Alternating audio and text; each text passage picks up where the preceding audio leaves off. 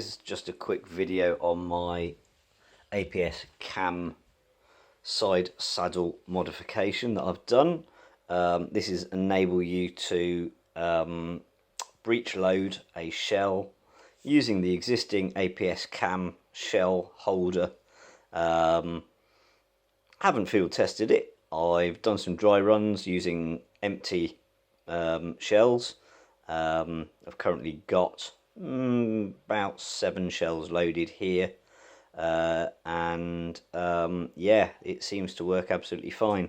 Fundamentally, what I've done is taken the old Dremel, which I've scragged a disc doing, but I've removed one side, the opposite side of the side saddle, not the side saddle, sorry, the Shellcatcher. As you can see, it sits flush enough with my side saddle not to impede. Previously, I was needing to use a spacer on my side saddle to allow for the thickness of the Shellcatcher's sidewall, but with that not present anymore, it doesn't matter. So I've basically just marked up, having had it installed previously, I've marked up where it was sitting along the edge of my side saddle, and then I've run the Dremel along it and just chopped it off. In addition, as you can see, previously I had drilled a hole straight through both sides of the Shellcatcher. That's to facilitate me using some M4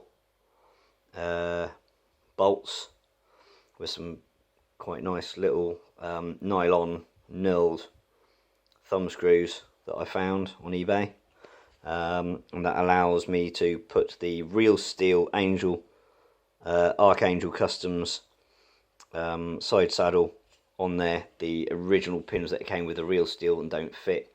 One of the guys on here I know has done a mod where he's drilled out the Aps Cam to match, but still. So anyway, to the side saddle itself, this could be a bit tricky because I'm going to do this one-handed, but if I'm just show you the way to open it up now is I've basically also removed one of the little feet that grips into the trigger group. So the rear one has been removed, the front one is still present, and that acts as your catch.